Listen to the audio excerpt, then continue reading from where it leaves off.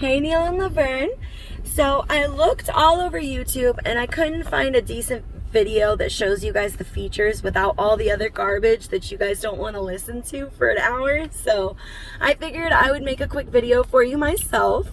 So we don't have any 2022 4Runners in stock right now. Lucky you, you guys got the last ones.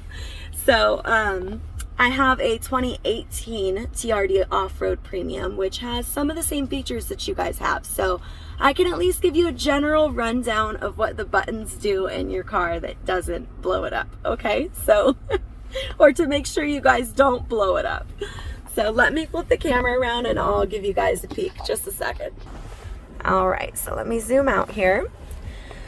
So to start off, there's a few buttons over here. So this is going to be your standard to control your side mirrors. So you can go left or right and then use the directional pad to move your mirrors where you want. This right here is to dim the display. So if you see the display right here, it gets brighter and darker. So if it's blinding you at night, you can use this to turn it down. Your guys's might not look exactly the same, but it'll have that same logo, or the icon. So you'll know that that's what it does. So we have a couple more buttons down here. So this one right here, the AC power button, you guys have an outlet in the back in the trunk area, the cargo area, and this is to turn that on. So if you plug something in and this button is not on, it's not going to work. So that's what this button is for. This button over here, it's kind of difficult to see. Let me see if I can get you guys a better look at it. It's for your windshield wipers. Let me zoom back in. There we go. It's for your windshield wipers. So when this is on, it makes your windshield wipers turn on automatically when it starts raining. As it rains harder, they'll go faster. So if you leave this on all the time, your windshield wipers will come on automatically. It's pretty neat. Let's see. This button right here is for, ooh, I almost dropped the phone. This button here is to roll down the back window. I think it's locked. Hold on. Okay, it was locked. There we go. It's to roll down the back window. And that's what that one's for. The one up here is for your sunroof. So your guys', like I said, is going to look a little bit different, but you can slide it open, and then up and down is, you can actually close it back. And if you don't want the whole thing open, but you guys want just a little bit of air coming in, you just press up and it'll just pop it open like that. So those are nice to know what they do. These buttons here, I think you guys, I'm not sure if you'll have them here or if they're on your rearview mirror, but either way, they're to program your garage door. So in the manual, it'll tell you how to do it, but it's real simple. You press the button, take your garage door opener and press it and hold it right next to it, and then it'll flash green, and now you'll be able to press this button for your garage door instead of your garage door opener. These buttons right here, this one is extremely important. It's your traction control. And if I turn this off, you'll see it'll tell me the traction control is off. So you always want to have that on if you're driving on the roads. If you guys are doing donuts out there in the sticks and the grass, go for it, turn it off. But if you're driving on the streets, please keep it on. These two are going to be more for towing and off-roading. This is your rear locking differentials. So it basically makes all of your wheels spin with the same power at the same time, is what I understand of it. You're not going to use it unless you're off-roading or you're stuck in the mud or something. This gives you a little bit more power when you're towing. That's what I've understood of these two. Like I said, I'm pretty new, so I'm still learning about them, but I know they're mostly for towing and off-roading, so they're not something you're going to use every day. These are your multi-terrain selection system. So you can choose the terrain that you're in and how steep of a hill you're going up, how fast you're going up it. So you can use these to give you better traction in different situations. So they're pretty neat. Your rear view mirror right here, hi guys, this power button right here, see if I can get it to focus. So you can turn this on and off. Now normally on the rear view mirror, you have a little lever here, right? And it tones down the lights behind you if some jerk behind you has his brights on. When this is on, you can leave it on all the time. Doesn't hurt anything.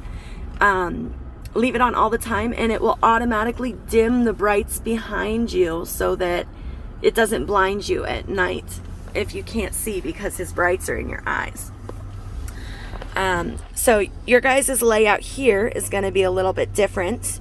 You can select to add a phone through Bluetooth right here. I think you guys have the navigation package on yours, but it's a 3-year trial. So when it ends, you guys are going to want to use either Android Auto or Apple CarPlay, depending on if you have an Apple or an Android phone. In order to do that, all you do is plug your phone in with a regular cord.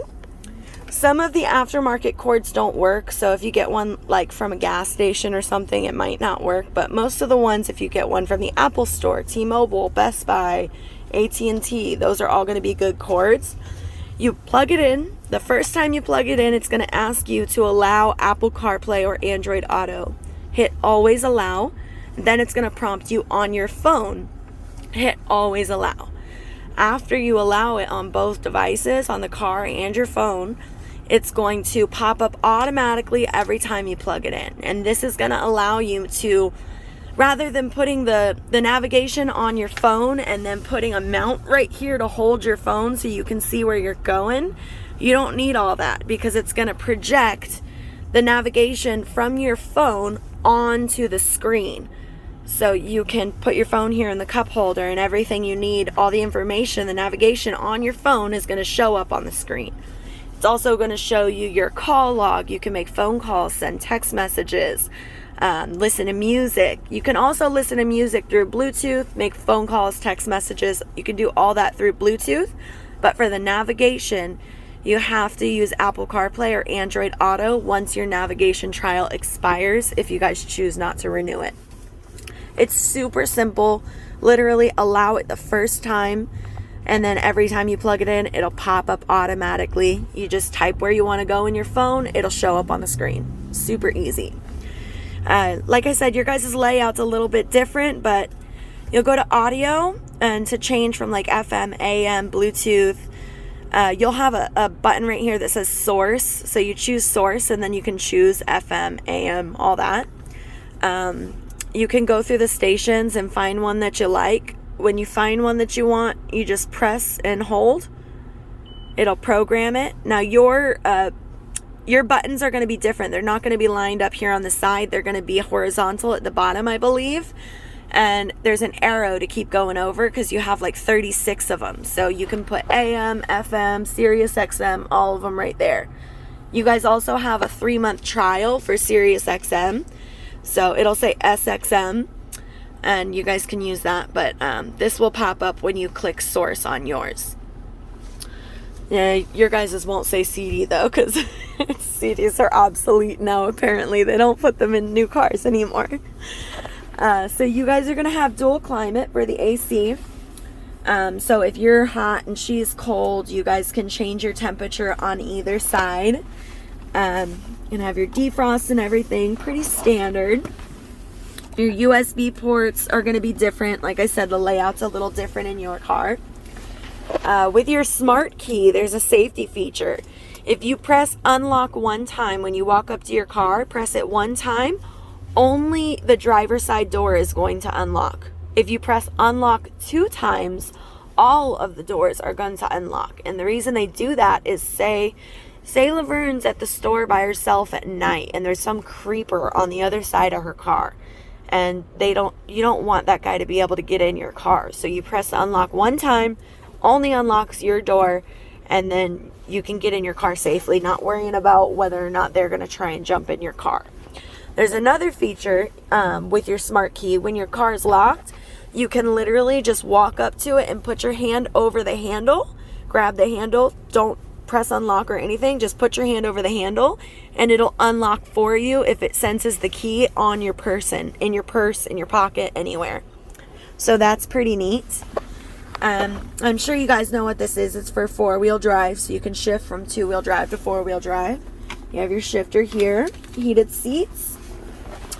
Over here you have your windshield wipers, so regular windshield wipers up and down, but for your back windshield wiper you have the rear one right here. It's just this little end portion. You turn it to on. To spray the front one is regular, pull it to spray the fluid on the front windshield wiper. On the rear windshield wiper, you'll see it, if I can see. I can't focus. You can see on the rear one it says to pull. So, well, for the front one it says to pull. For the rear one, you can push to spray the rear windshield if you want to clean the back windshield. So that's pretty neat.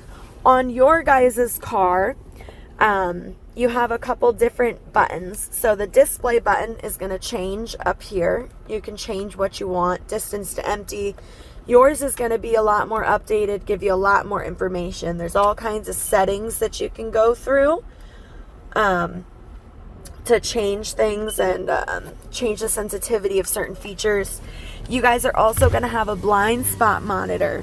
So right here, there's going to be an icon. It's very faint, but if you're going to get over and there's somebody behind you in your blind spot that you can't see, this icon here and over on the other mirror, it'll flash orange. So if you go to get over and it flashes orange here, do not get over. Stay where you are.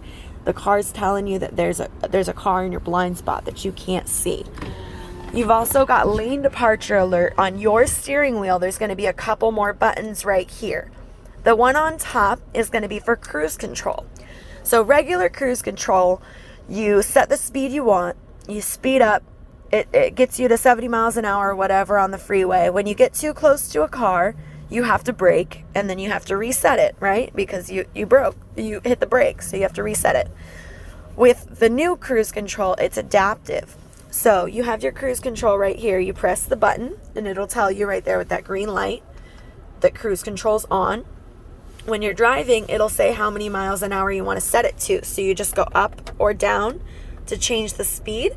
And then this button up here, the top one, there's going to be two. The one on the top is for cruise control. You press it and it's going to show you blocks on the display, 3 blocks. Each block represents 1 car length. So 3 blocks means you want to stay 3 car lengths behind the person in front of you. So you can set it to 60 miles an hour, but if you're only 2 car lengths behind them, it's going to slow down still because it's going to maintain that distance for you. I know you guys aren't going to have to use it too much out there in the sticks, but it's really nice in LA stop and go traffic because you know how it is. You look away for 1 second and you rear end somebody. But your truck has a pre-collision system, so if you get too close to somebody, it will stop you before you hit them. You also have lane departure alert I was telling you about on the phone earlier. So that's the second button. There's the top button is for cruise control. Choose how many car lengths you want between you and the one in front of you. The second button, the bottom one, is for lane departure alert. When you have this on, you'll see an icon here on the screen. Press it and turn it off. You'll see which icon it is. Usually it's 2 lines or a car with a line. So when it's on, if you're going over 32 miles an hour and you do not turn on your blinker, if you don't turn on your blinker and say you reach back to grab your purse out of the back seat or your wallet out of the back seat or something, or you just look away for a second and you swerve over the line of your lane, it's going to beep at you and it's going to nudge you back into your lane. So it'll actually put you back in your lane to avoid an accident. Now, if you're somebody who doesn't use your blinkers very often, you're going to fight this. So if you don't like this feature, that's what that button is for. You can turn it on and off. So the top one's cruise control. The bottom one is lane departure alert. You'll also have rear cross traffic alert. So it'll let you know if there's a pedestrian or a car behind. If anybody's behind you when you're backing up, it'll tell you. I believe down here, you guys will also have a view button. When you press that view button, it's going to show you like a 3D view around your car, so you can see like when you're parallel parking or anything like that. You can see how close you are to everything. I'm trying to think if there's any other features that we're forgetting about. I think that's about it for, you know, the general things. If you guys have any questions about anything specific, let me know. I'm happy to help. If we get a 2022 in, I'll make you guys a new video and show you what the buttons in your truck actually do. But yeah, I think that's a pretty general stuff. So I'll send this over so you guys can check it out. This button right here is for voice control. So when you press this, you can press it and say, call Neil. And it'll say, do you want to call Neil? You say yes. You can use this when you're hooked up to Bluetooth. The Bluetooth is super simple to set up, Neil. Even you can do it.